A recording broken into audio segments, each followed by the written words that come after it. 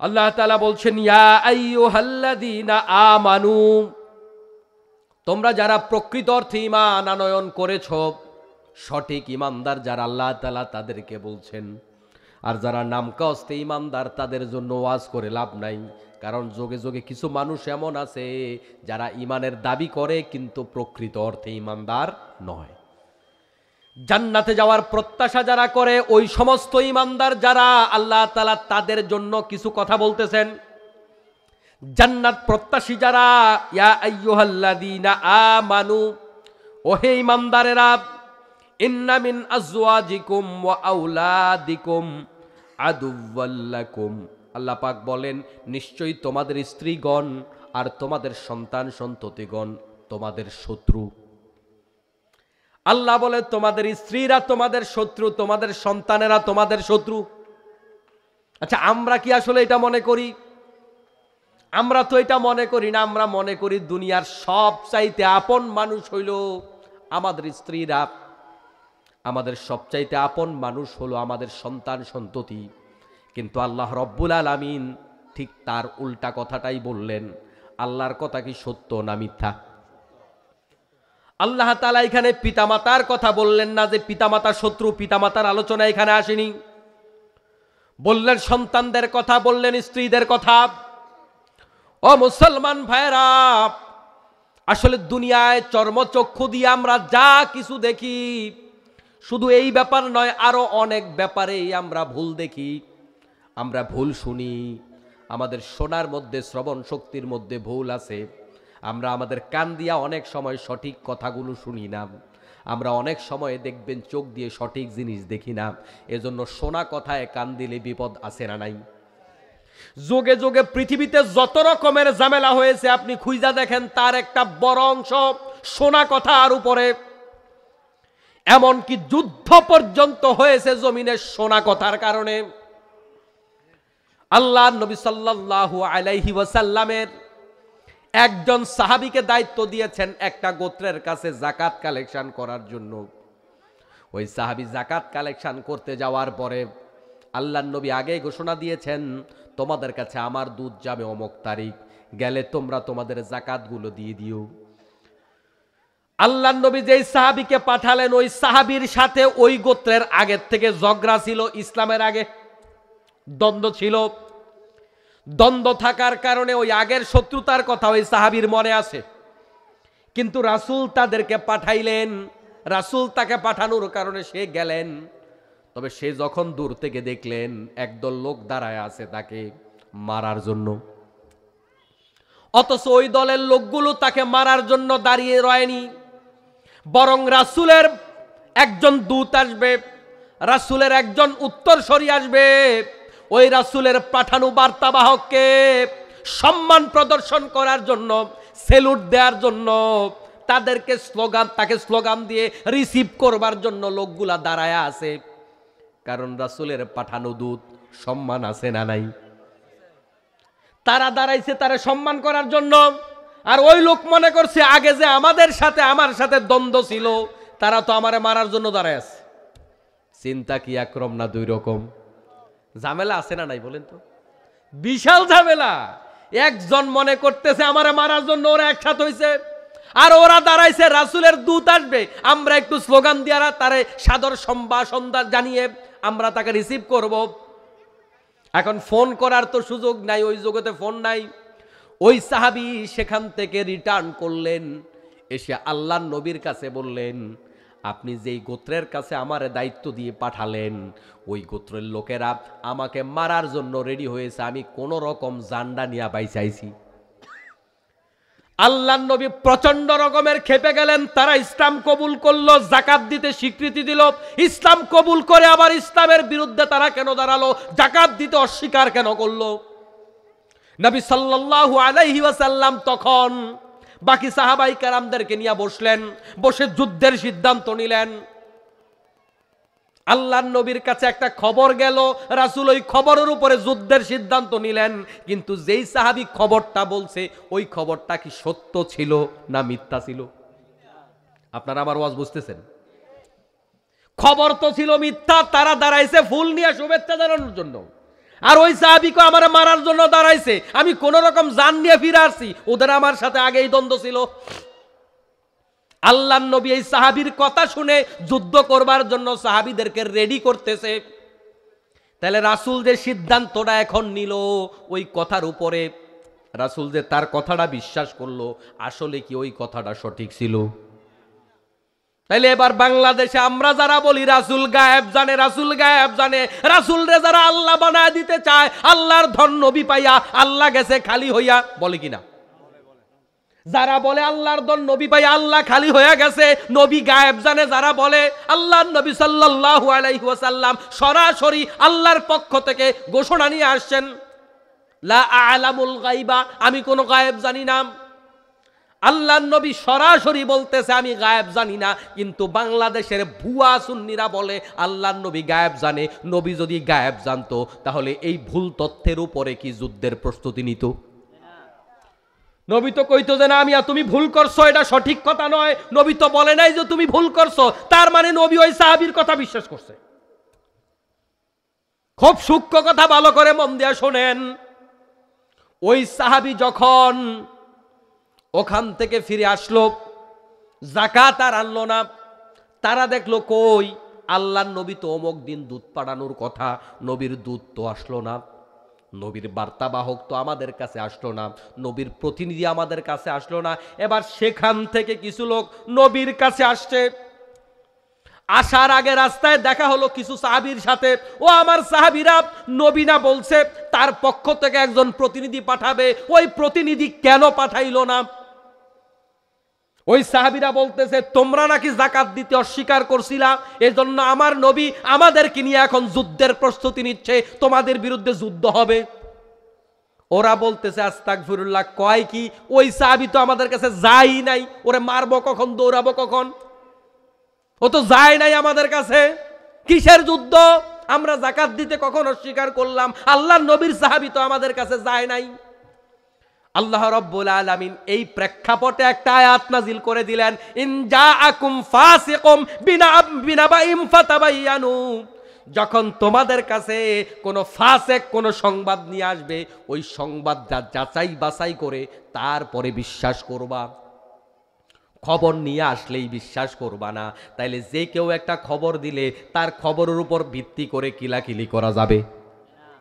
আমাদের সমাজের মধ্যে যত কিলাকিলি হয়, এই ভুয়া খবর, বাতাসের খবর, এই রিউমার, এই গুজবে দেশের মধ্যে যত অশান্তি, আমার মনে হয় বাংলাদেশে যত গুজব হয় পৃথিবীর কোনো দেশে এত গুজব হয় না। সরকারি দল গুজব ছড়ায়, বিরোধী দল গুজব ছড়ায়, মিডিয়াগুলা গুজব ছড়ায়, আমাদের প্রতিবেশী ভারত আমাদের বিরুদ্ধে গুজব ছড়ায়। সবচাইতে বেশি গুজব ছড়িয়েছে ইস্কনের মাধ্যমে এই ভারত।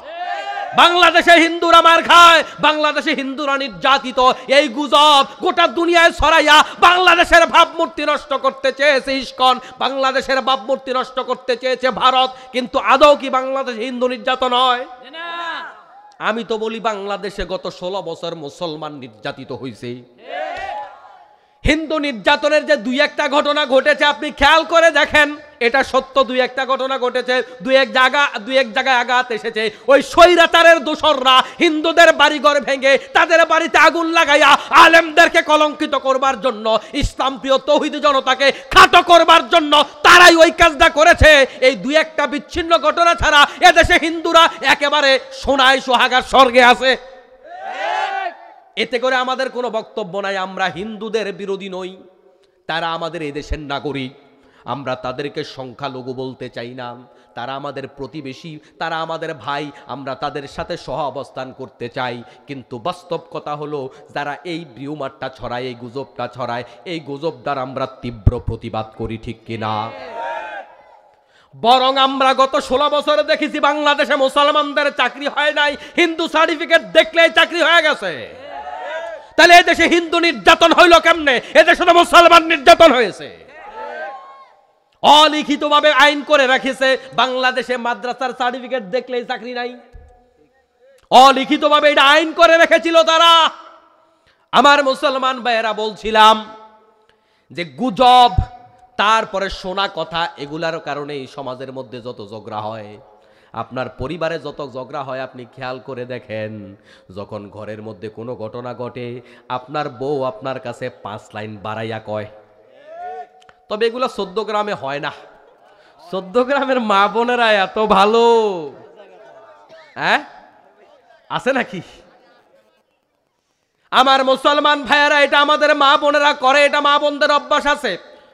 আমার মা বোনেরা মনে কষ্ট নিয়েন না, এটা মা বোনদের অভ্যাস একটু বেশি। ঘরে ঘটেছে একটা ছোট্টখাট্ট বিষয়, শ্বশুর তাকে একটু বকা দিয়েছে, শাশুড়ি তাকে একটু বকা দিয়েছে, একটা ছোট্ট দমক দিয়েছে, ওই কথাটারে 5 গুণ বাড়াইয়া স্বামীর কাছে বিদেশ পাঠাইয়া দিছে। এবার ওই স্বামী খবরটা না নিয়াই বাবা মায়ের সাথে ঝগড়ায় লেগে গেছে। এরকম ঝগড়া বলতে পারেন প্রতিটা ঘরে ঘরেই আছে। আবার বাবা মা যেটা করে না, বিষয়টা এরকম না, বৌমা দোষ করছে 2 লাইন, এটারে 10 লাইন বানায়া ছেলের কাছে খবর পৌঁছাইয়া দিয়েছে, ওই ছেলে বিদেশ থেকে এই বউ তালাক দিয়া দিছে। এরকম পিতামাতারা করে না, খালি ছেলের বউরা করে। ওম্মা এবার যে চুপ হয়ে গেছে, করেনি? আর এমিয়া বাংলাদেশের 199% পরিবারগুলো আপনি খুঁজা দেখেন, নিজের মেয়ে যদি 1000 ভুলও করে ওই ভুল কারোর কাছে কয় না। ছেলের বউ যদি কোনো মতে ভুল একটা করতে পারে ওইটা ঢোলে বাড়ি দিয়া মিয়া বাজার লইয়া যায়। তো আমরাও তো আমাদের সমাজে আমাদের ছেলের বউদের প্রতি ইনসাফ প্রদর্শন করতে পারি না।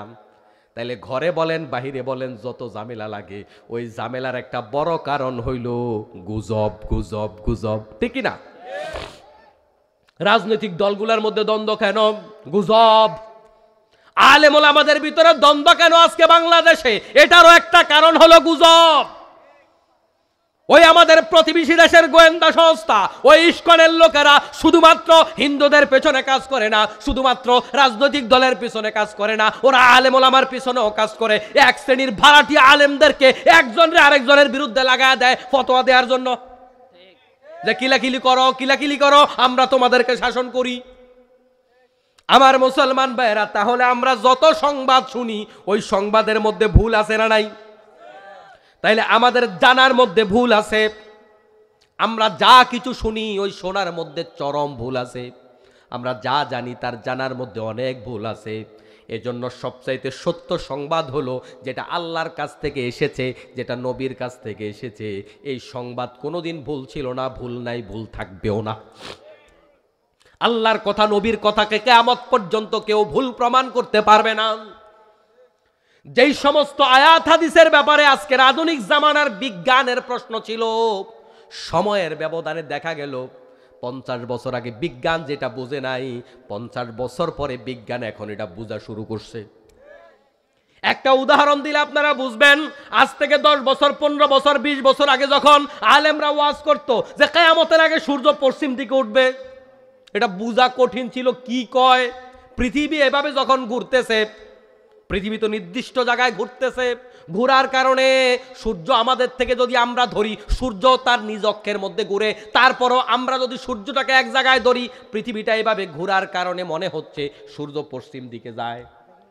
তাহলে এই সূর্যটাকে পৃথিবীটা উল্টা দিকে ঘুরবে এটা তো সম্ভব না। এই পৃথিবী কত গতিতে ঘুরে আপনি জানেন? পৃথিবী প্রতি সেকেন্ডে 30 কিলোমিটার যায়। কত কিলোমিটার? সেকেন্ডে যদি 30 কিলোমিটার হয়, এবার আপনি হিসাব করেন 1 মিনিটে কত কিলোমিটার যায়? 1800 কিলোমিটার প্রায় মনে হয়। কথা বুঝতেছেন? 1 মিনিটে যদি এত যায়, আমি যতক্ষণ কথা বলতেছি এই পৃথিবী কত দেশ পার হয়ে গেছে। এত দ্রুত গতিতে পৃথিবী ঘুরতেছে।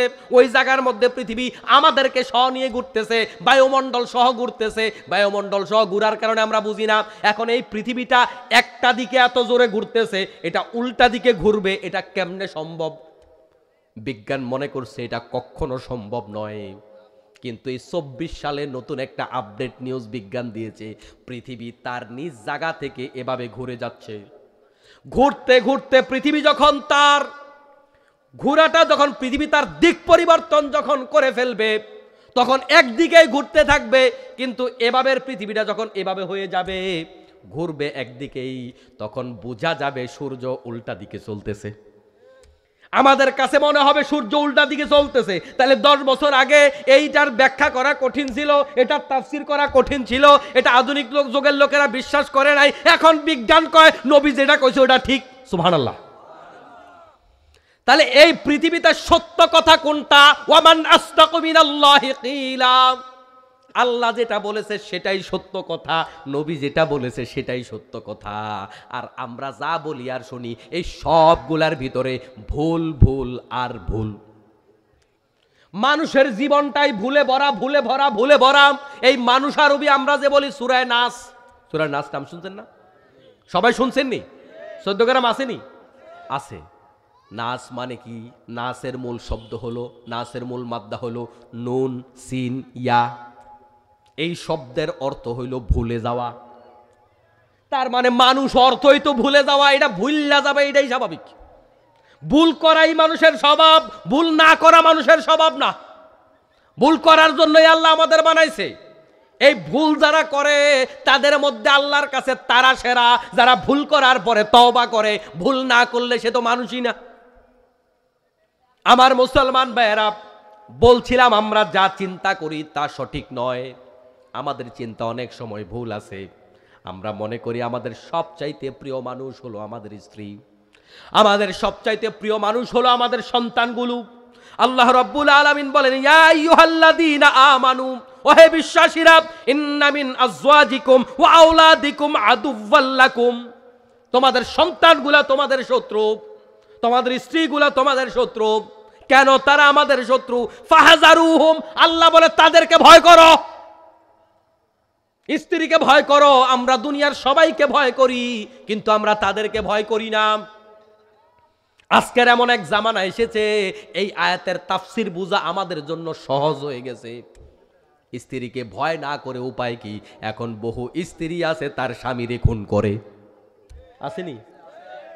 এইটা 10 বছর আগে খুব একটা ছিল না। স্ত্রীকে বিশ্বাস করা কঠিন হয়ে গেছে। সন্তানরে ভয় করতে বলেছে। কত সন্তান দেখি বাবা মারে খুন করে, বাবা মারে বৃদ্ধাশ্রমে পাঠায়া দেয়। তাহলে সন্তানরে ভয় করার দরকার আছে না নাই? আল্লাহ বলে এরা তোমার শত্রু। এই পৃথিবীতে মানুষ যত রকমের অপরাধ করে আপনি খুঁজা দেখেন, এই 2 জনের কারণে অপরাধ বেশি করে। একটা মানুষ ঘুষ কেন খায় আপনি বলেন? যখন বউ বলে যে আমার 2টার বেশি 3টা শাড়ি নাই, একই চাকরি করে, পাশের বাসার বাবির শাড়ি আছে 10টা, এক এক বেলা এক একটা পরে, তুমি করোটা কি?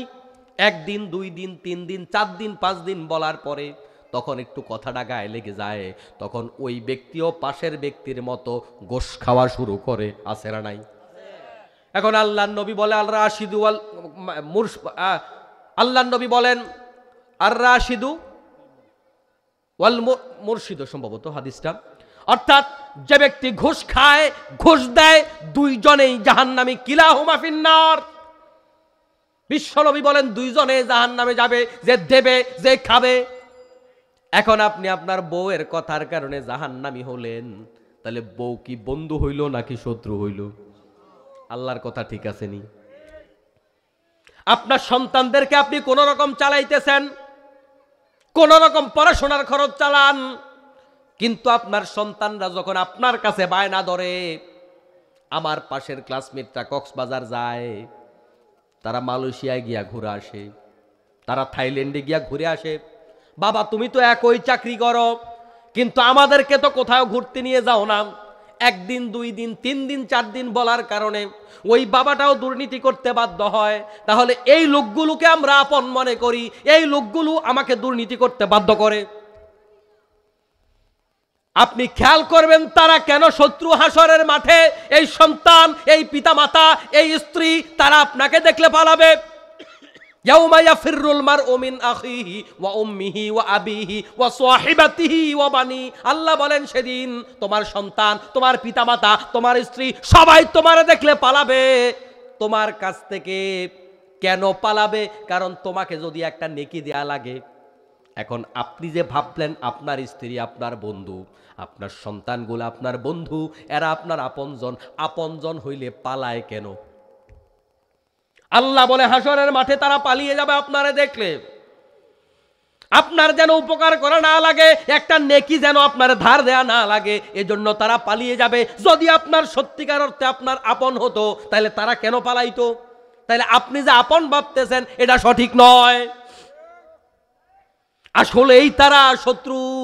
সন্তানের কারণে মানুষ জাহান্নামে যাবে। সন্তানকে যখন আপনি ভালোভাবে লালন পালন করতে পারবেন না, সন্তানকে যখন আপনি ভালোভাবে পড়াশোনা করাইতে পারবেন না, সন্তানকে যখন আপনি দিনদার বানাতে পারবেন না, তখন এই সন্তান আপনার জন্য দুনিয়াতেও জঙ্গল হইয়া যাবে, আখিরাতেও জঙ্গল হবে। দুনিয়াতেও আপনার অসম্মানের কারণ হবে, আখিরাতেও অসম্মানের কারণ হবে। আখিরাতে সন্তানকে যখন আল্লাহ তাআলা জাহান্নামে নিক্ষেপ করার কথা বলবে, ওই সন্তান তখন বলবে, আমাদের পিতামাতাদেরকে নিয়ে আসো, পিতামাতাদেরকে নিয়ে আসো না, জাআলহুমা তাহতা আকদামিনা লিয়াকুনা মিনাল আসফালিন। আমরা আজকে একা একা জাহান্নামে যাব না। আমার পিতামাতা নামাজ পড়েছিল কিন্তু আমরা ঘুমায়েছিলাম, আমাদেরকে ঘুম থেকে উঠায় নাই। আমরা নামাজ পড়তে চেয়েছিলাম, আমাদেরকে নামাজ পড়তে দেয় নাই। সারা রাত পড়াশোনা করতে বাধ্য করেছিল, ফজরের সময় আমাকে ডেকে দেয় নাই। আমরা রোজা রাখতে চেয়েছিলাম, আমাদের পিতামাতা বলেছে শরীর নষ্ট হয়ে যাবে, পড়াশোনা নষ্ট হয়ে যাবে। আমাদেরকে রোজা রাখতে নিষেধ করেছিল, আমাদেরকে দ্বীনের পথে চলতে নিষেধ করেছিল। আমার পিতামাতা আমাকে দাড়ি রাখতে নিষেধ করেছিল, আমার নাকি বুড়া বুড়া লাগে। আমার পিতামাতা আমাকে দিনের পথে চলতে বাধা দিয়েছিল, আমার নাকি পড়ালেখা নষ্ট হয়ে যাবে। আমার পিতামাতা আমাকে দেশের জন্য যুদ্ধ করতে নিষেধ করেছিল, দিনের জন্য যুদ্ধ করতে নিষেধ করেছিল, আমারে বেশি মায়া করেছিল। আজকে জাহান্নামে যাওয়ার জন্য এই পিতামাতা দায়ী। আমি একা জাহান্নামে যাব না, ওদেরকে নিয়ে আসো, আমি আমার পায়ের তলায় পিষ্ট করে জাহান্নামে যাব। পিতামাতারে পায়ের তলায় রেখে আজকে জাহান্নামে যাব। এখন আপনি বলেন, তাহলে ওই সন্তান আপনার বন্ধু না শত্রু? এই সন্তান আপনার জাহান্নামে যাওয়ার কারণ হয়ে যাবে, আপনার বিবি আপনার জাহান্নামে যাওয়ার জন্য কারণ হয়ে যাবে। বাংলাদেশে এমনও বহু নামাজি লোক আছে, এমনও বহু রোজাদার লোক আছে, তার বউ কত লোকের সাথে সম্পর্ক রাখে, কত জায়গায় ঘুরে বেড়ায়, পর্দা ছাড়া, বোরখা ছাড়া হাঁটে যায়, বাজারে যায়, ব্যবসা করে, বাণিজ্য করে, নিজে দিনদার, বউরে পর্দায় রাখে না, আছে না নাই? ওই বেড়া জান্নাতে যাওয়ার মতো মানুষ ছিল, ওই বউয়ের কারণে সে জাহান্নামে যাবে। একজন মানুষ কয়েকজন নারীর কারণে জাহান্নামে যাবে। আমরা তো আমাদের সমাজের মানুষ মনে করে আমি তো নিজে ভালো কাম করি, অতএব আমি তো জান্নাতের টিকিট পাইয়াই গেছি। মনে রাখবেন, কিছু মহিলা আপনাকে জাহান্নামে নিয়ে যাবে।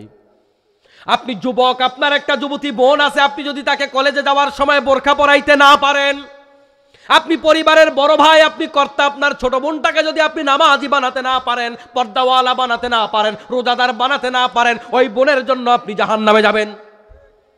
আপনি পরিবারের বড়, আপনার বাবা বৃদ্ধ হয়ে গেছে কিংবা আপনার বাবা মারা গেছে, আপনি পরিবারের বুঝদার, আপনি যদি আপনার মাকে পর্দায় না রাখেন, আপনি যদি আপনার মাকে দিন মানার মতো পরিবেশে তো আপনি যদি তাকে না রাখেন, দিন যদি আপনি তাকে না মানান, আপনার মা দিন না মানার কারণে আপনি জাহান্নামে যাবেন। 3 নাম্বার, আপনার বউকে যদি আপনি দিনের উপর না রাখেন, তার কারণেও আপনি জাহান্নামে যাবেন। তাহলে এই 3 জন লোককে দিনের উপর রাখার দায়িত্ব হলো আমাদের, ঠিক কিনা? ওয়াজ খালি কান সুখ করেন না, এবার আজকে ওয়াজ মিলান নিজের সাথে। আমার সামনে যারা বসে আছেন, মিডিয়ার মাধ্যমে যারা শুনতেছেন, ওয়াজ নিজের সাথে মিলান। আপনার বোন পর্দায় থাকে কিনা, আপনার বোন নামাজ পড়ে কিনা, মিলান। কান সুখ করা ওয়াজ আমি করি না, মিলান নিজের সাথে, চোখ বন্ধ করে মিলান। আপনার বোনকে আপনি নামাজ পড়ান কিনা, রোজা রাখান কিনা, পর্দায় রাখেন কিনা, আপনার স্ত্রীকে নামাজ পড়ান কিনা, রোজা রাখান কিনা, পর্দা করান কিনা, আপনার বোনটাকে আপনি কোরআন শিখাইছেন কিনা, আপনার মাকে আপনি কোরআন শিখাইছেন কিনা, আপনার স্ত্রীকে আপনি কোরআন শিখাইছেন কিনা, তারা দিন মেনে চলে কিনা। আপনি মাহফিলে টুপি দিয়ে আইছেন, মনে করছেন সওয়াব নিয়ে বাড়ি যাবেন, নাজাত পেয়ে যাবেন। এই 3টা মানুষকে পরিপূর্ণ দিনের উপরে রাখতে না পারলে আপনি দিনদার হওয়ার পরেও জাহান্নামে যাবেন। আমাদের সমাজের কিছু মানুষ আছে এত বড় বুদ্ধিজীবী, সমাজ নিয়ে চিন্তা করতে করতে নিজের ঘরের দিকে তাকানোর টাইম নাই, আছে না নাই?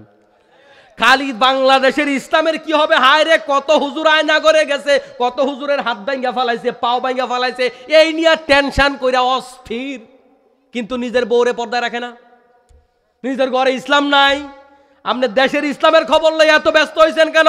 আপনার ঘরে ইসলাম কায়েম করছেন, আপনি এখনো কোরআন পড়তে পারেন, আপনি এখনো দাড়ি রেখেছেন, আপনি এখনো টুপি দিয়েছেন, আপনি এখনো মসজিদমুখী হয়েছেন। আপনার ঘরে, আপনার নিজের ভিতরে, আপনার দেহের ভিতরে যদি ইসলাম কায়েম করতে না পারেন, দেশের ইসলাম লইয়া টেনশন করার আপনার দরকার নাই। আপনার টেনশনটা আপনি আগে করেন, কু আনফুসাকুম ওয়া আহলিকুম নার, আগে নিজে বাঁচেন। আল্লাহ তাআলাও আপনারে কয় নাই সমাজ বাঁচান, সমাজ বাঁচাইবেন পরে, আগে বাঁচবেন নিজে। সমাজ বাঁচানোর গুরুত্ব কম নয়, অবশ্যই গুরুত্ব আছে, তবে আপনাকে আগে নিজে বাঁচতে হবে। এটা তো আমি বলিনি, আল্লাহই তো বলেছে। আমার কথা কি বুঝতেছেন আপনারা? আমি যে কথাটা বললাম আপনি খেয়াল করে দেখেন তো, বহু মানুষ এমন আছে সমাজের চিন্তা করতে করতে নিজের চিন্তা করার টাইম নাই, নিজে এখনো নামাজটা ধরতে পারে নাই, দাড়ি কিন্তু পাইকা গেছে, সমাজের চিন্তা করে বেড়ায়। আমার মুসলমান ভাইরা, তাহলে আগে সমাজ নাকি আগে ব্যক্তি? আল্লাহ রাব্বুল আলামিন বললেন, ও দুনিয়ার ইমানদারেরা, ওই সন্তানদেরকে ভয় করো, ওই পিতামাতাকে ভয় করো, ওই স্ত্রীদেরকে ভয় করো। এখন আজকে যে আর সন্তানের লগে আর পিতামাতার লগে স্ত্রীর লগে ঝগড়া লেগে যাবেন না, এটা বুঝায় নাই। আল্লাহ রব্বুল আলামিন বুঝিয়েছেন, তারা তোমার আপনজন, এটা সত্য, তারা তোমার প্রিয় মানুষ, এটা সত্য, তাদেরকে তুমি ভালোবাসো, এটাও সত্য, তবে তোমাদেরকে সতর্ক করে দিচ্ছি, তারা যেন তোমার জাহান্নামে নিয়ে না যায়। আল্লাহ তাআলা আমাদেরকে কথাগুলা এই জন্যই বলেছেন। এর অর্থ এই নয় যে আপনি তাদের বাত কাপড় দেওয়া বন্ধ করে দেবেন, সন্তানদের খরচপাতি আজকের থেকে চালানো বন্ধ করে দেবেন, আল্লাহ এটা বুঝায় নাই। আল্লাহ বুঝাইছে সতর্ক থাকো, তারা যেন তোমাদেরকে জাহান্নামে নিয়ে না যেতে পারে। তাদের প্ররোচনায় তোমরা জাহান্নামী হইও না, তাদেরকে সেভাবে তৈরি করো এই সন্তানগুলা তোমার জাহান্নামে যাওয়ার কারণ হয়ে যাবে। আজকের বাংলাদেশের যেই করুণ অবস্থা, বাংলাদেশের প্রত্যেকটা অলিতে গলিতে মাদক আছে না নাই? চারদিকে যেভাবে মাদকের ছড়াছড়ি, আমার মুসলমান ভাইয়ের, আমাদের সন্তানগুলোকে আমরা ভালো মানুষ বানাতে পারবো কিনা যথেষ্ট পরিমাণে সন্দেহ আছে। এই মাদকের আখড়ায় আমার সন্তানগুলাকে আমি কিভাবে ভালো রাখবো? আমরা আমাদের মাহফিলগুলাতে ম্যাক্সিমাম সময়ে আলোচনা করবার জন্য মাহফিলের বক্তাদেরকে অনুরোধ করি, সন্তানের দায় দায়িত্ব পিতামাতার উপরে কি কি, ঠিক কিনা? কিন্তু আমি এখন ইদানিংকালে প্রায় মাহফিলগুলাতে চেষ্টা করি, সন্তানের দায় দায়িত্ব পরে মিয়া, সন্তান তো আপনার ঘরে হয়েছে, পিতামাতার দায় দায়িত্ব আগে। সন্তান ভালো হওয়ার জন্য পিতামাতা ভালো হওয়া আবশ্যক। সন্তান ভালো দায় দায়িত্ব পালন করবে যদি আপনি আপনার সন্তানের উপর ভালো দায় দায়িত্ব পালন করেন। আপনি আপনার সন্তানের উপর যদি দায় দায়িত্ব পালন করতে না পারেন, ওই সন্তান আপনার উপরে দায় দায়িত্ব পালন করবে না। এজন্য আমি আমার সন্তানের উপর দায়িত্ব পালন করলাম কিনা এটা বড় বিষয়। ফ্যাক্টরি যদি ভালো না হয়, সন্তান ভালো হওয়ার কোনো সম্ভাবনা নাই। আমরা অনেকেই বরফির আব্দুল কাদের জিলানির গল্প যুগে যুগে শুনে আসছে, ঠিক কিনা? এ নিয়ে অনেক সত্য ঘটনা সমাজে আছে, অনেক মিথ্যা ঘটনাও সমাজে আছে। সত্য মিথ্যা যাই থাক না কেন, তিনি যে একজন বড় আল্লাহওয়ালা নেককার বান্দা, এতে কোনো সন্দেহ নাই। তার মায়ের পেট থেকে অনেকে বলে যে কোরআন শরীফ শিখে আসছে, বলে কিনা? এই কথাটা সঠিক নয়, কারণ আল্লাহর কোরআন সাক্ষী দিচ্ছে মায়ের পেট থেকে বান্দা কিছু শিখে আসে না। তবে এটা সত্য, মায়ের পেট থেকে বান্দা প্রভাবিত হয়ে দুনিয়ায় আসে। মায়ের পেটে সন্তান থাকা অবস্থায় ওই মা কেমন আমল করেছে, ওইটার উপরে সন্তানের জীবন নির্ভর করবে। যেই ফ্যাক্টরিতে চানাচুর হয়, যেই ফ্যাক্টরিতে বিস্কুট হয়, ওই ফ্যাক্টরির ভিতরে যদি কেরোসিন থাকে, আপনি যত ভালোই মেশিন আপনি লাগান না কেন, বন্ধু মনে রাখবেন, ওই ফ্যাক্টরির ভিতরে কেরোসিন থাকলে ওই প্রোডাক্টের মধ্যে কেরোসিনের গন্ধ থাকবেই। ওই ফ্যাক্টরিকে ওয়াশ করে কেরোসিন মুক্ত করতে না পারলে আটা ময়দা যত দামি দেন না কেন, চিনি তেল যত দামি দেন না কেন, কাম হবে না। সন্তান, যেখানে সন্তান তৈরি হয়, ওই জায়গাটা যদি পবিত্র রাখতে না পারেন, ঝামেলা হবেই হবে। আপনি সন্তানটাকে পেটে ধারণ করে ওই পেট মানুষের দেখায় বেড়াইছেন। বাংলাদেশে এখন যুবক যুবতী বিয়া কইরাই কাপল ভিডিও করা শুরু করে দেয়, আছে না নাই? 14 গ্রাম আসেনি। যদি আপনাদের এই গ্রামে, এই মহল্লায় থাকে, সামাজিকভাবে প্রতিরোধ গড়ে তুলুন। এরা আমাদের মুসলিম সমাজকে ধ্বংস করে দিচ্ছে, ঠিক কিনা? অশ্লীলতা, বেহায়াপনা, নির্লজ্জতা চর্চার সবচাইতে বড় জায়গা এটা। বেহায়া কোথাকার মানুষদেরকে নিজের বউয়ের চেহারা দেখায় টাকা কামাই করে, আছে কিনা? এই যে অবস্থাটা, এই অবস্থার থেকে সমাজকে ফিরে দাঁড়ানো দরকার। আপনি আপনার বউয়ের পেট দেখাইছেন, পিঠ দেখাইছেন, আপনি দায়িত্ব পালন করছেন। আমি নিজে দেখলে হবে নাকি? আমার একটু ভাই ভাতিজা, চাচা, জেঠা, আশের বাড়ির স্বাস্থ্য ভাই, জ্যাঠতো ভাই, তাদের একটু দায়িত্ব হক আছে না আমার বউ দেখার? বেটা বউরে হুন্ডার পিছনে নিয়ে হক আদায় করে। আপনি আপনার বউয়ের পেট পিঠ জনগণরে দেখাইছেন, যেই পেট পিঠ জনগণ দেখেছে মনে রাখবেন ওই পেট থেকে আল্লাহওয়ালা বের হবে না। যেই মা তার সন্তানদেরকে পেটে নেওয়ার পরে ইন্ডিয়ার সিরিয়াল দেখেছে, যেই সিরিয়ালের ভিতরে ঝগড়া শিখায়, ফাসাদ শিখায়, কিলাকিলি শিখায়, তারপরে কূটনীতি শিখায়, ওই জিনিসগুলাকে আপনি দেখেছেন, সন্তানটাকে পেটে নিয়া ওই পেট থেকে আল্লাহওয়ালা বের হবে না, ওই পেট থেকে মমতাজ বের হবে। এটা ভাই কি সমস্যা? কোনো শব্দ এখানে করা যাবে না, আউট। আমার মুসলমান ভাইয়েরা, এগুলো আমাদের সমাজে হয় না, হয় না? গত কয়েকদিন আগে আমি একটা প্রতিবেদন দেখলাম, কোন একটা টিভি চ্যানেল একটা সাক্ষাৎকার নিচ্ছে। একজন হিন্দু বয়স্কা মহিলা তাকে জিজ্ঞেস করতেছে, ইন্ডিয়ার চ্যানেলগুলো যে বাংলাদেশে চলে এই ব্যাপারে আপনার মন্তব্য কি? হিন্দু, সে বলতেছে এটার আমি চরম বিরোধী, এটার ভুক্তভোগী আমি নিজে। আমার ছেলেটার আমি বিয়া করাইছিলাম ভালো একটা পরিবার দেখে। ওই বউটা সব সময় ইন্ডিয়ান সিরিয়াল দেখতো, সিরিয়াল দেখে দেখে পরিবারের মধ্যে ঝগড়া লাগাইতো, এবং একটা পর্যায়ে ওই বউটারে আমি আর ধরে রাখতে পারি নাই। আমার ছেলের সাথে ছেলের বউটার ডিভোর্স হয়ে গেছে। হিন্দু মহিলা আফসোস করে বলতেছে আমাদের বাংলাদেশে এটা বন্ধ হওয়া দরকার। বাংলাদেশি একজন হিন্দু মহিলা বলতেছে, যদিও যারা নাটক করে অভিনয় করে সবাই আমার ধর্মের লোক, তবে এই কালচার আমরাও পছন্দ করি না। ওই মহিলা বলতেছে কোন ধর্মে বেপরদা করতে কয় না। এর দ্বারা আপনি কি বুঝলেন? আমাদের প্রত্যেকটা পরিবারের ভিতরে কুটনামি ঢুকাই দিছে ভারতের চ্যানেলগুলো। আপনি সন্তানদারে পেড়ে নিয়ে দেখতেছেন ভারতের চ্যানেল, আপনি একটুখানি কোরআন তেলাওয়াত করতে পারেন না, আপনি নামাজ পড়তে পারেন না।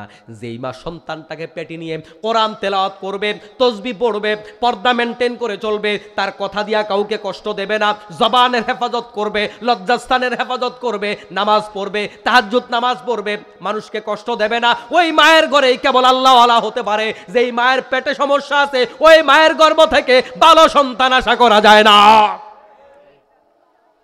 কিন্তু আমরা সবাই চাই আমাদের সন্তানটা ভালো হোক। সবাই চায়, চোরও চায় তার সন্তান যেন চোর না হয়, ডাকাত চায় তার সন্তান যেন ডাকাত না হয়, জানাকার চায় তার সন্তান যেন জানাকার না হয়। এজন্য বাংলাদেশের প্রেক্ষাপটে দেখবেন একদম বেপরদা এরকম বহু নায়িকাও অনেক সময় দেখবেন সাক্ষাৎকার দিয়া কয় আমি বিয়া করতে চাই একজন হুজুর।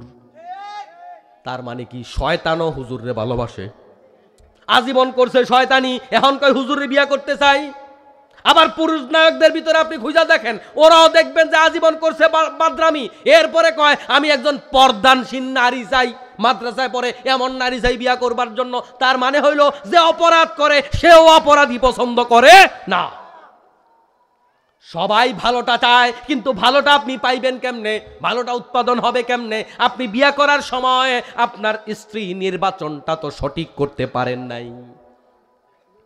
আপনি যে স্ত্রী নির্বাচন করেছেন ওই মাইয়াডারেই আপনি নির্বাচন করছেন, যেই মাইয়া দাড়ি রাখার কারণে বিয়া বসতে চায় না। ও মুসলমান ভাইরা, এটা কমন হয়ে গেছে আমাদের সমাজে। অনেক যুবকরা দাড়ি রাখে না। কেন দাড়ি রাখে না প্রশ্ন করলে অনেক কারণ থাকতে পারে। অন্যতম বড় কারণ হলো কয় দাড়ি রাখলে বিয়া করবো কেমনে, মাইয়ারা বিয়া বসবে না। ভালো করে কথাটা বুঝা যান, যে মেয়ে দাড়ি রাখলে বিয়া করবে না ওই মেয়ের তো ঈমান নাই। দাড়ি না রাখলে ঈমান চলে যায় না, কিন্তু দাড়ির বিরুদ্ধে বক্তব্য দিলে ঈমান চলে যায়। সূত্রটা বুঝে যান। কোন ব্যক্তি নামাজ পড়ে নাই, ঈমান যায় নাই, রোজা রাখে নাই, ঈমান যায় নাই, মিথ্যা কথা বলেছে, ঈমান যায় নাই, কবিরা গুনাহ করেছে, ঈমান যায় নাই, জিনা করেছে তাও তার ঈমান যায় নাই, সে ফাসেক হয়েছে, সে কবিরা গুনাহগার হয়েছে। আল্লাহ তাকে হাজার হাজার বছর জাহান্নামে জ্বালাইয়া এরপরেও একদিন জান্নাত দেবে যদি ঈমান নিয়া কবরে যাইতে পারে।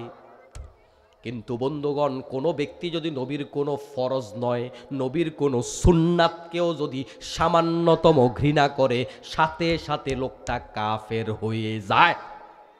এখন যেই মাইয়া মনে করলো দাড়ি রাখলে সুন্দর লাগে না, মা বোনেরা ভালো করে শোনেন, এটা হাসির খোরাক দিচ্ছি না, এটা সেনসিটিভ ব্যাপার। আপনার ইমান গেলে তো আপনি মুসলমানই নাই। যেই ব্যক্তি মনে করবে দাড়ি রাখলে আমারে ভালো লাগে না, যেই মেয়ে মনে করবে দাড়ি রাখলে পুরুষে সুন্দর লাগে না, বুড়া বুড়া লাগে, এরকম যার মনে এই চিন্তা আসবে, মনে রাখবেন সাথে সাথে আপনার ইমান চলে গেছে। আমি কয়দিন আগে এক মাহফিলে বলেছিলাম, গোটা দুনিয়ার সব জায়গায় যদি কেয়ামত হয়, বাংলাদেশে অন্তত কেয়ামত হইব না। কারণ বাংলাদেশে যেই হারে মুসলমান বাড়ে, কেয়ামত হওয়ার কোনো সম্ভাবনাই নাই। আল্লাহ নবী কইছে একজন মুমিন থাকলে কেয়ামত হবে না। বাংলাদেশে এখন মুমিনের সংখ্যা হয়েছে 20 কোটি, বুঝেন নাই? আর 10 বছর গেলে এটা হইব 30 কোটি। মিয়া বাংলাদেশে কেয়ামত হয় কেমনে? ইসরাফিল আলাইহিস সালামের ফুঁক বাংলাদেশ পর্যন্ত আইব না। আসবে না? আসবে না? কেমনে আসবে? তার মানে হলো এই যে আপনি দেখতেছেন দাড়িওয়ালা টুপিওয়ালা, এই যে ইমাম সাহেব দেখতেছেন, হাজী সাহেব দেখতেছেন, পর্দাওয়ালা দেখতেছেন, উপরে এদেরকে দিনদার দেখেন, ভিতরে তো ইমান নাই। এরকম হাজার হাজার উদাহরণ দেওয়া যাবে। আজকের মাহফিলে যে উদাহরণ দিছি মিলায়া দেখেন, মেয়েদের একটা বড় সংখ্যা দাড়ির ব্যাপারে অ্যালার্জি লাগে। দাড়ির ব্যাপারে যার অ্যালার্জি আছে বন্ধু, ওই মেয়ের কিন্তু ইমান নাই। আপনাকে মসজিদের ইমাম সাহেবের জিজ্ঞান, আশপাশে বড় কোনো মুহাদ্দিস থাকলে, মুফতি থাকলে তার কাছে গিয়া জিজ্ঞেস করেন, হুজুরে বলছে সুন্নাতের ব্যাপারে অ্যালার্জি থাকলে ইমান থাকে না, আমার ফতোয়া ঠিক আছে নি, একটু খবর লইয়েন। তাহলে এবার কোন আমাদের সমাজে মুসলমান নামদারি লোকের অভাব নাই, আসলে ইমানদার কয়জন আছে? বহু স্বামী এমন আছে শুধুমাত্র বউয়ের ডরে দাঁড়িয়ে রাখতে পারে না, আসেনি? আমার মুসলমান এখানে তবে নাই, এখানেও আছে নাকি? থাকার সম্ভাবনা আছে তো। আমার মুসলমান ভাইরা মনে রাখবেন, একটা মাহফিলে আপনার একেবারে সূরা ফাতিহা থেকে নাস পর্যন্ত শিখায় দেওয়া সম্ভব নয়। আপনার ইমানটা যেন বাঁচে, আমল যেন বাঁচে, এজন্য মাহফিলগুলোতে কিছু মৌলিক মূলনীতি আপনাদের সামনে তুলে ধরি, আপনারা যেন ইমানটা ঠিক করতে পারেন। বলছিলাম তাদের কারণে ইমান নষ্ট হয়, তাদের কারণে জাহান্নামে যাওয়া লাগে। আপনি যে বউটা নির্বাচন করছেন, বউটা তো সঠিক নির্বাচন করেন নাই। আপনার ওপেন চলাচল যারা করে, ওই সমস্ত মেয়ে ভাল লাগে, বোরখা পরা মেয়ে ভাল লাগে না। এই আপনার ইমান গেছে। বোরখা পরার আদেশ কার? কথা কন না। আপনার বউ বোরখা পরে নাই, আপনি দাইয়ুস হয়েছেন। দাইয়ুসের ব্যাপারে আল্লাহর নবী বলেছেন জাহান্নামে যাবে। কিন্তু দাইয়ুসের যদি ইমান থাকে, সে কিন্তু পড়াইয়া জেলখানার কয়েদি হইয়া কষ্ট কইরা তারপরে কোনো না কোনো একদিন জান্নাতে যাবে, ইমান যদি থাকে। কিন্তু ইমান যদি না থাকে, জান্নাতে যাওয়ার কোনো সুযোগ।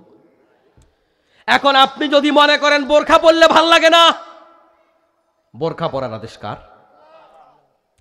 পর্দা করার আদেশ যেহেতু আল্লাহর, আপনি পর্দা করাইতে পারেন নাই, আপনি কবিরা গুনাহগার হইছেন। কিন্তু যদি আপনি মনে মনে ভাবেন এটা কেমন একটা শরীয়তের বিধান, এই বোরখা পরলে ভাল লাগে না, বোরখার ব্যাপারে, পর্দার ব্যাপারে যদি আপনি পুরুষ হওয়ার পরে অ্যালার্জি থাকে, আপনারও ঈমান গেছে। এবার বলেন সমাজের মধ্যে মুমিন কয়জন আছে? মুসলমান ভাইয়েরা, আমল কম হোক, আপনি জান্নাতে যেতে পারবেন। নুরানিতে একটা হাদিস পড়ায়, আখলিস দীনাকা ইয়াকফিকাল আমালুল কলিল। আমল যদি কম হয়, ঈমান যদি পাকা হয়, আপনি জান্নাতে যেতে পারবেন। এজন্য আমল কম হোক, এই যে মূলনীতিগুলা বললাম, এগুলা জেনে বুঝে আমল করে ঈমান ঠিক রাখার দরকার আছে না নাই? বলছিলাম মা ভালো হইলে সন্তান ভালো হবে। আপনি চাইলে এই সন্তান, এই মায়ের কারণে আপনার সন্তানগুলা চরিত্রহীন হলো, খারাপ হলো, একটা দিন আপনি যদি চান এই বউটা দিয়ে আমার আর চলবে না, আপনি চাইলে কিন্তু আপনার বউটা পরিবর্তনও করতে পারবেন, পারবেন না? কিন্তু আপনি যে আর কি বলে যে আপনার পরিবারের সাথে মিলে না, যার ভিতরে দিনদারি নাই, এরকম একটা নারীকে যে আপনি বিয়া করে তালাক দিয়ে দিলেন, আপনি বউ পরিবর্তন করতে পারবেন, কিন্তু আপনার সন্তানগুলা তো মা পরিবর্তন করতে পারবে না। পারবে? এজন্য বিয়ে করার আগে খেয়াল করবেন, শুধুমাত্র ভালো বউ নয়, এমন মেয়েকে বিয়ে করবেন যেন সে একটা ভালো মা হতে পারে, ভালো সন্তানের মা। দিনদার ছাড়া ওই পরিবারের মধ্যে দেখবেন সুখ নাই। যেই পরিবারের মধ্যে দিনদারি আছে ওই পরিবারের মধ্যে সুখ আছে, যেই পরিবারের মধ্যে আনুগত্য আছে ওই পরিবারের মধ্যে সুখ আছে, যেই পরিবারের স্ত্রী স্বামীর আনুগত্য করে না ওই পরিবারের মধ্যে সুখের দৈন্তাসও নাই।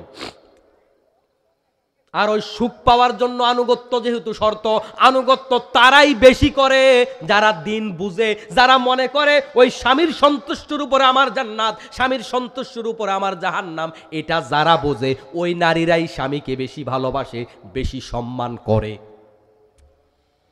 আবার যেই স্বামীরা বোঝে স্ত্রীর উপর জুলুম করলে জাহান্নামে যাওয়া লাগবে, ওই স্বামীরাই স্ত্রীর দায়িত্ব বেশি পালন করে, তাদেরকে বর্দায় রাখে, তাদের ইজ্জতের হেফাজত করে, তাদেরকে সম্মান দিয়ে রাখে। এজন্য ভালোবাসাও যদি বেশি চান, দুনিয়ার ভালোবাসা বেশি চাইলেও দিনদারির গুরুত্ব বেশি। যাদের ভিতরে দিন আছে ওই স্বামী স্ত্রীর মধ্যে মহাব্বত বেশি। অশ্লীলতা বেহায়াপনার মধ্যে মহাব্বত বেশি নয়। আমার মুসলমান ভাইয়েরা, বলছিলাম এজন্য বিবাহ শাদীর ভিতরে দিন না থাকলে ওই সন্তান, ওই দাম্পত্য কি বলে যে দম্পতি থেকে ভালো সন্তান আশা করা যায় না। আমাদের সমাজ ইদানিংকালে যে বিয়েগুলা হয়, একটা বিয়া দেখলে বোঝা যায় না যে মুসলমানের বিয়া, ঠিক কিনা? তো আপনি বিয়া করছেন বিদাতি তরিকায়, আপনার বিয়ার ভিতরে ঢোল বাজাইছেন, হিন্দি গান বাজাইছেন, নাচাইছেন, বিয়ার খাইছেন, তারপরে জেনাবে বিচার সবকিছু ওপেন করে দিয়েছেন, অপচয় করেছেন, যৌতুক আছে, তারপরে বাটপারি আছে, সিটারি আছে, মিছা কথা আছে, আসেনি বিয়াতে এগুলো? বিয়া কি দেশীয় কালচার নাকি আল্লাহর আদেশ? এটা দেশীয় কালচার নয়, এটা তো ইবাদত। বিয়া করা তো ইবাদত। ইবাদত হইতে হবে আল্লাহর আইনে, নবীর তরিকায়। আল্লাহর আইন নবীর তরিকায় না মানলে ওইটার ইবাদত কয় না। আপনি নামাজ পড়বেন আল্লাহর আইনে নবীর তরিকায়, রোজা রাখবেন আল্লাহর আইনে নবীর তরিকায়, হজ করবেন আল্লাহর আইনে নবীর তরিকায়। প্রত্যেকটা সুন্নাতকে আপনি মানতে হবে আল্লাহর আইন এবং নবীর তরিকায়। আল্লাহর আইন নবীর তরিকা না মানলে আপনার ইবাদত হবে। আপনি দাঁড়ায়া দাঁড়ায়া যদি আত্তাহিয়াতু পড়া শুরু করেন, আপনার নামাজ হবে? নামাজের ভিতরে তো আত্তাহিয়াতু আছে, দাঁড়ায়া পড়েন, নামাজ হবেনি, কারণ নবীর সুন্নাত মতো হয় নাই। আচ্ছা, নামাজের মধ্যে দাঁড়ায় কেউ যদি একটা হিন্দি গানের টান দেয়, নামাজ হবনি কেন? নবীর তরিকা মতো হয় নাই। নামাজের মধ্যে দাঁড়ায় যদি কেউ ডোল পিটায়, নামাজ হইবনি? তাহলে ইবাদত করতে হবে নবীর তরিকায়, আল্লাহর আইনে। বিয়াটা যদি ইবাদত হয়, এটাও তো হবে আল্লাহর আইনে নবীর তরিকায়। বিয়াটা যদি আল্লাহর বিধান হয়ে থাকে, ওই বিধানের মধ্যে আপনি যে হিন্দি গান ঢুকাইলেন, ওই বিধানের মধ্যে আপনি গায়ে হলুদ ঢুকাইলেন, ওই বিধানের মধ্যে বেপর্দা ঢুকাইলেন, ওই বিধানের ভিতরে ডান্স ঢুকাইলেন, ওই বিধানের ভিতরে বিয়ার ঢুকাইলেন, ওই বিধানের ভিতরে মাদক ঢুকাইলেন, ওই বিধানের ভিতরে হারাম ঢুকাইলেন, ওই বিধানের ভিতরে যৌতুক ঢুকাইলেন, এতগুলা হারাম ঢুকাইয়া ওইটা বিয়া হয় কেমনে? বিয়াই তো হয় না মিয়া আপনার। তা আপনার বিয়া যদি না হয়, ওখানে আপনি আপনার ছেলেরে মিজানুর রহমান আজারি বানাইবেন, কেমনে বানাইবেন মিয়া? আপনার ঘরে আজারি হইব, আপনার ঘরে ডিপ জল হইতে পারে। কথা বুঝেন? আমি হাসির খোরাক দিচ্ছি না তো, আমাদের গোড়াতেই তো ঝামেলা। আমি যদি আপনাদেরকে বলি, আপনি খেয়াল করুন, প্রত্যেকটা বিয়াতে মেয়ের বাপের উপরে জুলুম আছে না নাই? নিজের বাড়িতে 10 জনও দাওয়াত দিবে না, বাইয়ার বাড়িতে দেওয়া যাবে 200 জন। এরকম ডাকাইত নাই? 14 গ্রাম নাই? নির্লজ্জ বেহায়া কোথাকার! তোমার বাড়িতে তুমি 200 জন খাওয়াইয়া ওর বাড়িতে 200 জন লইয়া যাও, বেশরম মিয়া। এমনও তো ছেলের বাবা আছে, নিজের বাড়িতে আমি 10 জন কইছি, 10 জনও খাওয়ায় না, কোনো অনুষ্ঠানই নিজের বাড়িতে নাই। অথচ নিজের মেয়ের বাপের বাড়িতে, ছেলের বউয়ের বাপের বাড়িতে, ব্যয়ের বাড়িতে, ওখানে কিন্তু 300 জন লইয়া যায়, আসেনি? এটা দাও, ওইটা দাও, মুখে চায় না, ইনডাইরেক্ট চায়। ছেলের বউরে খোসা দেয়, গুতা দেয়। আমাদের বড় ছেলের বউ তো এগুলা দিছে, মেজো ছেলের বাপের বাড়ির থেকে এগুলা দিছে। কি গো বৌমা, তোমার বাপ মার তো কোনো খবর নাই? আছে না নাই? ডাইরেক্ট ইনডাইরেক্ট খোসাখুচি আসেনি? যৌতুক নিয়ে হালাল না হারাম? যারা আজকের ওয়াজ শুনতেছেন এই গ্রামে উপস্থিত থেকে আর বাহিরে থেকে, এই যৌতুক নেবেন? কথা কন না, না এর আওয়াজ নাই, দেখছেন নি? মতলব ভালো না, কিন্তু নিবেন, নিবেন। 2 হাত তুলে আল্লাহকে দেখান, নিবেন। আল্লাহ আমাদের হাত কবুল করো। মাহফিল গুলাতে পয়েন্ট গুলা, কোটেশন গুলা মুখস্থ করবেন, এগুলা সমাজে কাজে লাগাইবেন। কেউ যদি এরকম যৌতুক নেয়, তারা সামাজিক ভাবে বয়কট করবেন। কি রে ভাই, গত মাহফিলে না ওয়াদা করছিলেন? কথা বুঝেন তো? আল্লাহর রহমত কোথার থেকে আসবে? একটা চরম পর্যায়ের ভুল আপনাদেরকে মনে করায় দেই, বিবাহ শাদীর ভিতরে গেলে দেখবেন আমাদের একটু মাস্তানি বেড়ে যায়। ভাত খাইতে ভাত পায় না, সকালবেলা পান্তা ভাত মরিচ পোড়াও যার কপালে জুড়ে না, ওখানে গিয়ে বিবাহ দিতে গেলে দেখবেন 10 রকমের আইটেম লইয়া খাইতে পারে না, রাস্তার পাশে ফালাইয়া দেয়। আসেনি? আপনার ঘরে তো পান্তা ভাত মরিচ পোড়াও জুটে না, আপনি এখানে অপচয় কেন করলেন? এটা ইসলাম ধর্মের বিধান নয়, অপচয়কারী শয়তানের ভাই। ইন্নাল মুবাদ্দিরিনা কানু ইখওয়ানাশ শায়াতিন।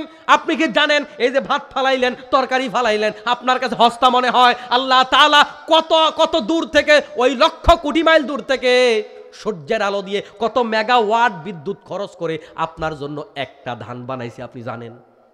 আপনি যে ফালাইলেন, বাংলাদেশের সব টাকা দিয়া যদি চেষ্টা করা হয় একটা চাল বানানো যাবে নাকি? কেন আপনি অপচয় করলেন? কোন বিয়াতে অপচয় নাই? ওই যে বললাম। আর বিয়ে সাথে গিয়া কেউ কিন্তু দেখবেন চেটিপুটে খায় না, শরমের ব্যাপার, যথেষ্ট লজ্জার ব্যাপার। এটা তো মুসলমানের চিহ্ন নয়, এটা তো আমার নবীর সুন্নাত নয়। প্রতিটা বিয়াতে অপচয়, অপচয় আর অপচয়। আবার কিছু রাক্ষস আছে, সবাই একটা করে দুরুস না দিলেও আবার মনে কষ্ট। আসেনি? দুরুসটা না দিলে খোঁড়া দেয়, আছে না? খোঁড়া দেয় মানে বিয়া ভাঙ্গা যায়, দুরুস দিল না। একটা মুরগি কয়জন লোক খাইতে পারে বলেন? ম্যাক্সিমাম লোক একটা মুরগি আস্ত খেতে পারে না, কিন্তু আস্ত মুরগি না দিলেও বিয়া হবে না। এই যে অপচয় করলেন, আপনার উপরে গজব পড়া শুরু হয়ে গেছে। বিয়ার প্রথম দিন, বিয়ার প্রথম দিন গজব পড়া শুরু হয়ে গেছে। এগুলা মেয়ের বাবারা খুব কম করে, এগুলা করে ছেলের বাবারা, কারণ এই আইটেমগুলোর জন্য বাধ্য করে ছেলের বাবা। বিবাহ শাদীকে সহজ করুন, বিয়ারে কঠিন করতে করতে এখন ফলান বিয়া করে না। ফলান কয় 20 লাখ খরচ করে বিয়া করতে পারতাম না, 20 টিয়া হইলেই সারে কাম সারা। এই আপনি হাসরের মাঠে বাবা হিসাবে জেনাকারের কাতারে দাঁড়াবেন। আপনার ছেলে চরিত্র নষ্ট করেছে, আপনি আপনার ছেলেকে বিয়ে শাদী করাচ্ছেন না, আপনি জেনাকারের কাতারে দাঁড়াবেন। বহুত যুবক আছে পিতামাতা বিয়া দেয় না, কয় খাওয়াইবো কি? আপনার যে আরো 5টা মাইয়া আসিল ঘরে, ওগুলারে খাওয়াইছিলেন কি? 5 মাইয়া তো বাপের বাড়ি শ্বশুর বাড়ি পাঠাইয়া দিয়েছেন। আপনি একটা ছেলে মাত্র, তারা বিয়া করাইয়া ছেলেও পড়াশোনা করুক, ছেলের বউ পড়াশোনা করুক, অসুবিধা কোথায়? কয় না, নিজের টারে খাওয়াইতে রাজি আছে, নিজের মাইয়া 5টা খাওয়াইছে, কিন্তু আর ছেলের বউ একটারও খাওয়াইতে পারবে না, রাজি নাই। এগুলা করে করে বিবাহ শাদীগুলাকে কঠিন করে আমাদের সমাজটাকে আমরা ধ্বংস করে দিচ্ছি, ঠিক না? বলছিলাম প্রিয় ভাইয়েরা আমার, এরা যে আমাদের জন্য শত্রু, আমরা এদেরকে আসলে সেভাবে তৈরি না করার কারণে ওই সন্তান আমাদের জন্য শত্রু হয়ে গেছে। এজন্য সন্তান সন্ততির দায়িত্ব আগে নয়, পিতামাতার দায়িত্ব আগে। আপনি সন্তানকে একটা ভালো মা দিয়েছেন কিনা? ভালো মা দিলে ওই সন্তান ভালো হবে। ওই সন্তানের মাকে আপনি ভালোভাবে পর্দায় রেখেছেন কিনা, তাহলে আপনার মেয়েটাও পর্দাওয়ালা হবে। ওই সন্তানের মাটাকে আপনি দিনদারি চর্চা করার পরিবেশ দিয়েছেন কিনা, তাহলে আপনার সন্তানটা দিনদার হবে। আপনি হালাল খেয়েছেন কিনা, তাহলে আপনার সন্তানটা ভালো হবে। আপনার স্ত্রীকে হালাল খাওয়াইছেন কিনা, আপনার সন্তানটা ভালো হবে। আপনি হারাম টাকা দিয়ে সেরেলাক খাওয়াইছেন আপনার পোলারে, আর আপনি আশা করেন আপনার পোলা আজহারি হবে? কেমনে হবে? খাওয়াইছেন তো আপনি হারাম টাকা। কথা বুঝেন? হারাম টাকা খাওয়াই আপনি আপনার সন্তানরে কখনো দিনদার বানাইতে পারবেন না। ছেলের নামটা পর্যন্ত ইসলামিক নাম রাখে না। মুসলমান এখন ইসলামের ব্যাপারে এত অ্যালার্জি লালন করে, মানুষ কি করব, মানুষ মনে করব আমি মনে হয় মৌলবাদী হইয়া গেছি। এজন্য ছেলের নামটা একেবারে পরিপূর্ণ ইসলামী রাখতেও রাজি না। আপনি যে ছেলের নামটা ইসলামিক রাখলেন না, আপনার ছেলের নাম টালটু, বল্টু, ফালতু, লিটন, বিটন, গিটার রাখছে না? রাখে না? এগুলো রাখে তো। কি যে নাম রাখছে ভাই, অর্থ কি বলেন? এতে নিজেও জানেন এটার অর্থ কি।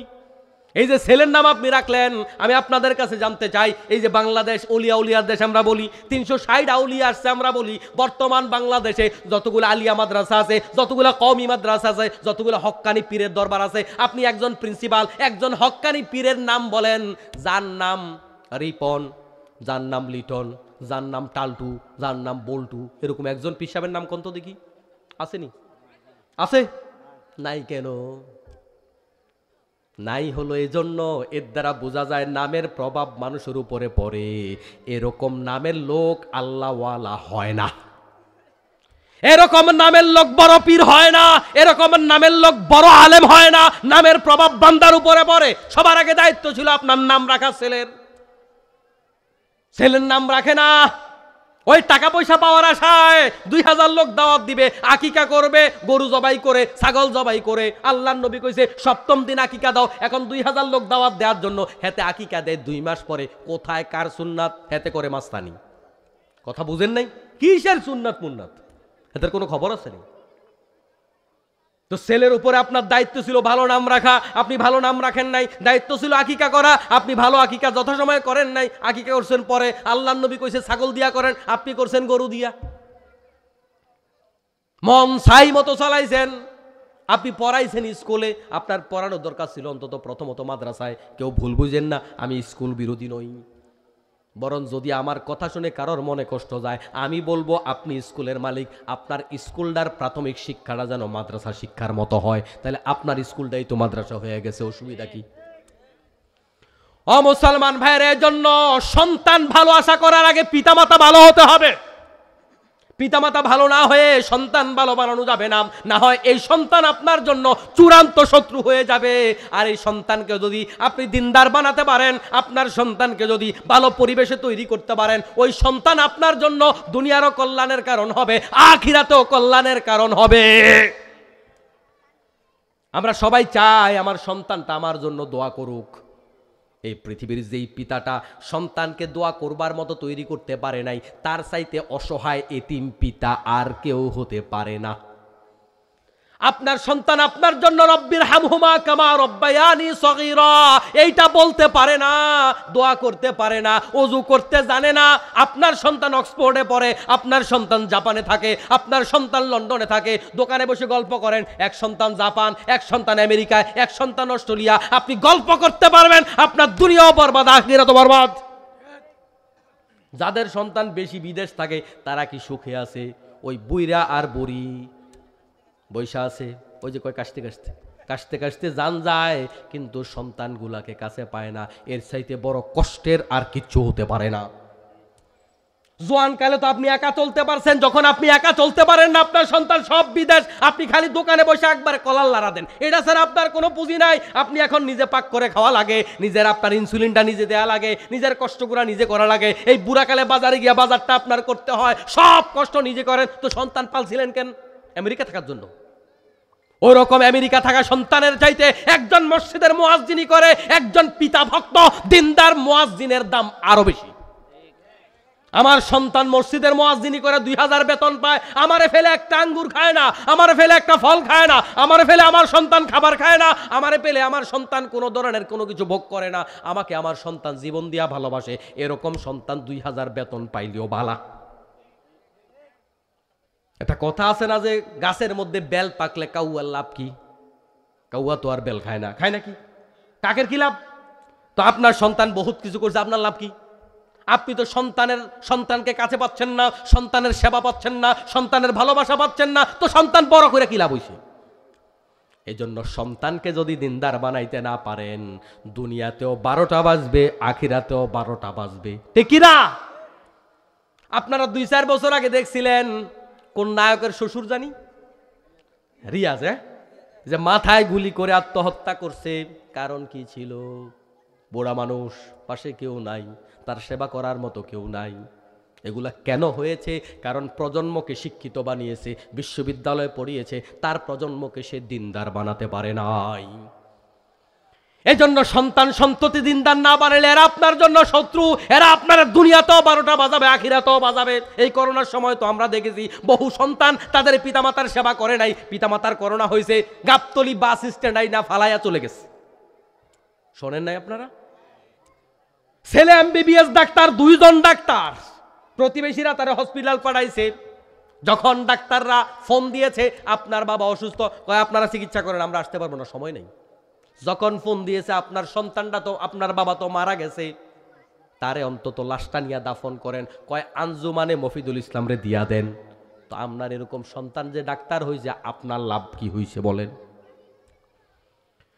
প্রিয় মুসলমান ভাইয়েরা, তাহলে আমাদের এই সন্তানগুলো, আমাদের স্ত্রীগুলো, আমাদের বন্ধু তখন হবে যখন তাদেরকে দিনদারের সাথে তৈরি করতে পারবো। দিনদারির সাথে তৈরি করতে না পারলে এরা আমাদের শত্রু। ঠিক কি না? তাহলে আমরা এদেরকে দিনের উপরে রাখবো, চেষ্টা করব আজকের মাহফিলে যারা এসেছেন সবাই আজকে সিদ্ধান্ত নেন, সমাজ পরে আমরা আমাদের পরিবারটাকে দিনদার পরিবার বানাবো, আমার ঘরের মধ্যে দিন কায়েম করব। পারবেন? কথা কন না, পারবেন নি? সবাই পারবেন তো ইনশাল্লাহ? এটা কিন্তু খুব সহজ। আমি যদি আপনাদের ইমাম সাহেবরে বলি, হুজুর আগামী বছর আবার দেখা হবে আপনাদের সাথে, আমি আসার আগ পর্যন্ত এই গ্রামের সব লোকের নামাজি বানাইবেন, হুজুরের সম্ভব? 10 বছর সময় দিলে হুজুরের পক্ষে সম্ভব? কিন্তু আপনারা যদি সিদ্ধান্ত নেন, আপনারা যদি আমার সাথে ওয়াদা করেন যে 4-5টা বিষয়ের কথা বললাম, যে আমার ঘরের ভিতরে আমি দিন কায়েম করব, সবাই হবে কোরআনওয়ালা, সবাই নামাজি, সবাই পর্দাওয়ালা, সবাই রোজাদার, আমি আমার ঘরের ভিতরে দিন কায়েম করব, এটা কি সম্ভব না অসম্ভব? তো এইটা করলেই তো সমাজ পরিবর্তনে, আমরা এটা করি না কেন? খালি ওয়াজ শুনবো বছর শেষে, হবে না। পরিবর্তনের সিদ্ধান্ত নেন, পারবেন তো ইনশাআল্লাহ? আল্লাহ তাআলা তারপরে বলেন, ইন্নামা আমওয়ালুকুম ওয়া আওলাদুকুম ফিতনা। আল্লাহ বলেন তোমাদের মাল আর তোমাদের সন্তান সন্ততি তোমাদের জন্য ফিতনা। ফিতনা মানে হলো পরীক্ষা, সন্তানও পরীক্ষা, সম্পদও পরীক্ষা। এজন্য সম্পদের আশায় আশায় মানুষ তার আমল নষ্ট করে, মানুষ তার ঈমান নষ্ট করে, সন্তানের জন্য মানুষ তার ঈমান নষ্ট করে, আমল নষ্ট করে। এজন্য সন্তান এবং সম্পদের প্রতি এমন ঝুঁকা যাবে না যেন আমার পরকাল নষ্ট না হয়ে যায়, ঠিক কি না? সম্পদের লোভে মানুষগুলো দুনিয়ার সব শেষ করে ফেলে। সম্পদের লোভে মানুষগুলো দেখবেন তাদের দেহ শেষ করে। ডিউটি করা দরকার 8 ঘন্টা, কিন্তু ডিউটি করে 16 ঘন্টা, খাওয়ার টাইম পায় না, ঘুমানোর টাইম পায় না, এমন লোক আসেনি? সম্পদের লোভে লোভে বউরে সময় দেয় না, সন্তানদের সময় দেয় না, খালি টাকা টাকা টাকা আর টাকা। বাড়ি বানাইতেছে, দেশে বাড়ি বানায়, বিদেশ বাড়ি বানায়, খালি বাড়ি বানায়, আসেনি? অথচ এত টাকাও তার লাগে না, এত বাড়িও তার লাগে না। এগুলা মূলত ফিতনা, এগুলা মানুষের ভিতরে একটা লোভ ঢুকে, একটা নেশা ঢুকে যায়। এই নেশায় খালি বাড়ি বানাইতে থাকে, নেশায় খালি টাকা কামাই করতে থাকে, অথচ এত টাকা তার খাওয়ার সময়ও নাই। আল্লাহ বলেন এগুলা তোমার জন্য ফিতনা। এই ফিতনা থেকে বেঁচে থাকো। তারা হচ্ছে সবচাইতে বোকা, যারা তাদের শরীরটাকে অসুস্থ বানায় ফেলে টাকা পয়সা কামাই করবার জন্য, আর যখন বুড়া হয়ে যায় এবার টাকাগুলা শেষ করে দেহের জন্য, দেহ শেষ করে টাকার জন্য, টাকা শেষ করে দেহের জন্য। নিজে পাইল কি? কথা বুঝেন? নিজে পাইছে অসুখ, নিজে নিজের পরকাল শেষ করেছে। এজন্য আজকের মাহফিল থেকে সিদ্ধান্ত নেব, আমার আপন কেবলমাত্র আমি, আর আমার আপন কেবলমাত্র আল্লাহ।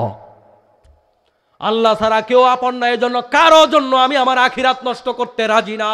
হারাম খাবো না, 3 বেলায় 1 বেলা খাবো, 3 বেলায় 2 বেলা খাবো। হারামের প্রতি আমি হাত বাড়াবো না, হারামের প্রতি আমি লোভ করবো না, কষ্ট করে চলবো। তারপরও কারোর কথায়, কারোর লোভে আমি আখিরাত বরবাদ করবো না। এই সিদ্ধান্ত নিতে পারলে আজকের মাহফিলটা আমাদের সফল হবে, সার্থক হবে, ঠিক কিনা? পারবেন তো ইনশাল্লাহ? তাহলে সমাজের কথায়, মানুষের কথায় আখিরাত নষ্ট করা যাবে না। কে কি বললো বলুক, নবীদেরকেও কত লোক কত কথা বলেছে, নবীরা আখিরাতকে সামনে রেখে জীবন চালাইছে, আমরাও আখিরাতকে সামনে রেখে জীবন চালাইবো। রাজি আছেন? এতক্ষণ পর্যন্ত যে কথাগুলো বলেছি, আল্লাহ